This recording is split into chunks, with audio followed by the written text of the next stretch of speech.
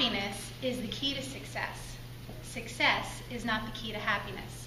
And as I was telling some of the ladies earlier, yesterday I wrote down some notes as to what I was going to talk about, because usually when I teach, I teach a course over time, and it's usually not for just 20 minutes. So I thought, well, I better make this concise and just write down my bullet points. And then this morning I went and put my computer in my car, which had my bullet points, and my battery was dead. So that basically said to me... You're not very happy today, are you? You're not very happy today, are you? Do you know what? I'll tell you the truth. I said to myself, thank you. This is a blessing, because what I speak of is from my heart, and I don't need notes, because it comes from here. And that, to me, is success. I'm not telling you something that I've read in somebody else's book, although I have read other people's books and gotten a lot of knowledge from them, but I'm talking about my experience from my heart.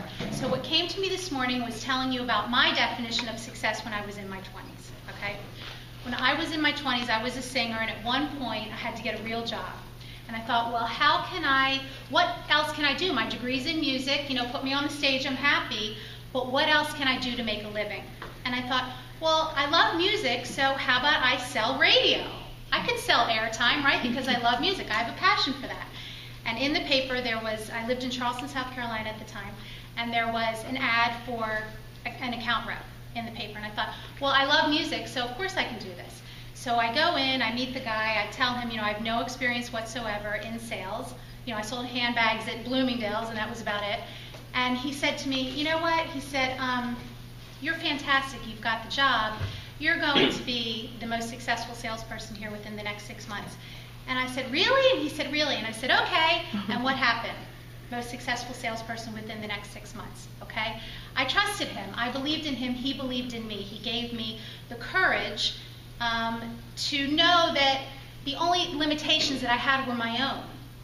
So at the time, I didn't have any limitations, because I didn't have any blocks in my head saying, you can't do this because.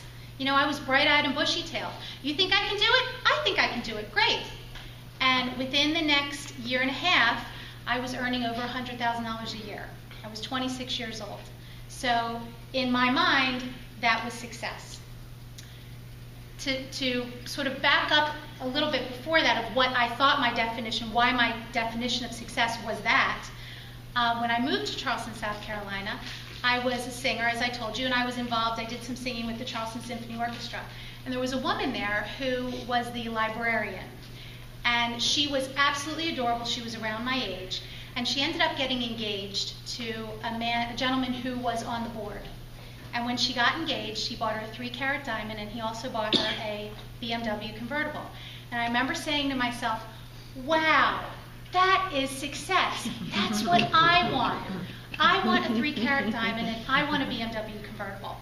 Well, as time went on, I was making over $100,000 a year. I bought myself the BMW convertible. I also bought myself a townhouse. I ended up getting engaged. I got the 3-carat diamond. Okay, so yay, I'm doing pretty well here, right? As time goes on, I get pregnant.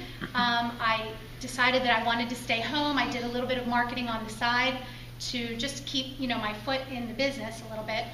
And I was miserable, absolutely miserable. Now here I am miserable, okay? I have a beautiful, healthy baby girl, wonderful husband who can provide for me. We did everything that on paper looked like success, okay? We built a beautiful house in the suburbs. We also had a house at the shore. We lived in Philadelphia at the time. I got a decorator. I had somebody come and decorate my house, So I had what it looked like was everything that everyone wants. And yet, I was miserable. Absolutely miserable. And I could not figure out what was wrong with me. What's wrong? I've attained all my goals. I wanted to make this amount, I wanted the ring, I wanted the house, I wanted the car, I wanted the baby, and I even had a girl. I wanted a girl, and I got the girl. Okay? What could be wrong? You had time to be miserable with the girl? They keep you busy. Well, she was a baby then. She was a baby. You needed a second baby. No, thank you. One was enough. You weren't working towards anything at that point. Well, at that point, what happened was, I had my business on the side, but it was no longer satiating. It was no longer what I wanted to do. It no longer fit for me. And I ended up actually getting sick. I ended up getting sick and I was in the hospital. And at the time, they couldn't figure out what was wrong with me. I had some stomach problems. And if we get into the metaphysical aspects of our bodies, the stomach is you're not digesting life, okay? At the time, I didn't know that. I'm much wiser now. But I did know that something wasn't right for me. And I said, I have to discover what it is I really, really, really want to do. Because I am here for a purpose. I knew that I was here for a purpose. But I did not know what that purpose was. And I said, if I don't figure this out, I will not be a good mother. I will not be a good wife. I will not be a good friend. And I will not be good at any business that I decide to do until I find out what is missing. And what was missing in my life was me. It was within me. It wasn't a person, it wasn't an amount of money, it wasn't a certain job, it wasn't a house, it wasn't friends, it was me. I was missing a piece of me. And through this discovery, I realized what it was that I wanted to do.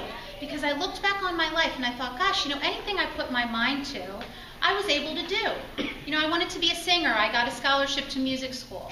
Anything I wanted to do, it was like, okay, because I didn't put these crazy limitations. But as I got older and became more and more conditioned, I started to put limitations on myself. Because, we become conditioned by society.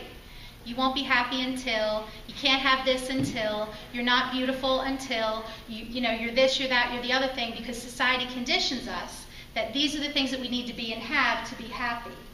And I realized all those things are not what makes me happy. What makes me happy is living from my heart, okay, which is where we talk about success, which is where success comes in, okay? Success is creating a cause, not a business. When you create a cause from your heart, it is impossible not to be successful because you are living from your heart. And when I realized what it was that I wanted to do, I wanted to spread happiness. And that sounded really, really crazy. But what I had learned by that time in my life, because I had time to really do some soul searching to discover what is it that makes me tick? What am I doing here? What is my purpose in life? I am here for a reason, and I knew that. What am I here to do? And I knew that I was here to share my story, and I was here to share what I had discovered about happiness, and that it is a choice. It's not something we can buy. It's not on a billboard ad. It's not looking like a movie star. It's not wearing a certain type of clothes. It is within us. It is something that is within us, and it's a choice that we make. So I said to myself, you know what? I want to spread happy. And I know that might sound a little bit crazy to everybody else, so I'm not going to tell them. But I'm going to study up on this, and I'm going to figure out how I can share my message to the world. Because I realize that things don't make me happy. People don't make me happy. They can encourage me to be happy. Things can encourage me to be happy. It's certainly easier when we can pay our bills, right? It's certainly easier if we decide to go on a trip and it's something that we can easily do. But it doesn't make me happy, okay? Do you ever notice that you'll set a goal for yourself, like, maybe it's a big event that you're having, and you're so involved in the event, and you're so involved in the end result, and when I get there, I'll be happy, when I get there, I'll be happy, when everything's finished and completed, I'll be happy. And then the event happens, and then what? And then you're let down. Because it's not the event that makes you happy. It's the experience. It's being in the experience. Being yourself in the experience. That's where the happiness lies. So when I started studying about happiness, I realized I didn't so much have to study it as I had to start realizing what I needed to let go of, what we all need to let go of to just be. Because innately, we are happy, okay? Our true essence is happy. When we come out of our mother's womb, we know nothing other than happiness. And when we want something, when we have needs, because we do have physical needs as a baby, right? We need to eat, we need to sleep, we need to poop, all these things. We express ourselves. But we're not conditioned to think, you're not good enough to be my mom. You're not good enough to be my dad. This isn't the type of sheets I want to sleep on. You know, we're not conditioned to think these kinds of things. We become conditioned by our society to believe that we have to be a certain way to be happy. Okay? So society puts all these thoughts in our head that are not true, but we believe them because we're conditioned to believe them. But the truth is, happiness lies within us and it's a choice. Okay? You can't carry a grudge and be happy. It's impossible. It's the first thing I talk about when I teach. Isn't it silly to teach happiness? But you have to teach people. It's not that I'm teaching happiness. I'm showing people that the happiness is already there. Okay? I'm helping people understand that when we let go of all of our conditioned self, we are already happy. Okay? Our conditioned self is the conditioned self because we have conditions.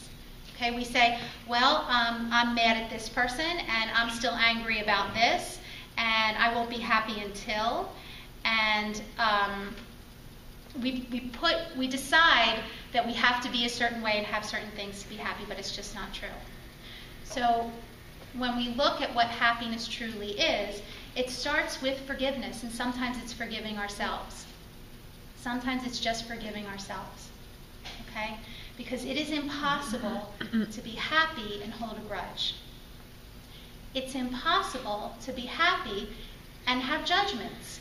Okay? We can have opinions, we can have observations, but when we judge ourselves and others, the truth is, we are judging ourselves. Okay? So I guess I should rephrase that. When we judge others, when we say, well, this person is that, and it affects us, we're actually judging ourselves.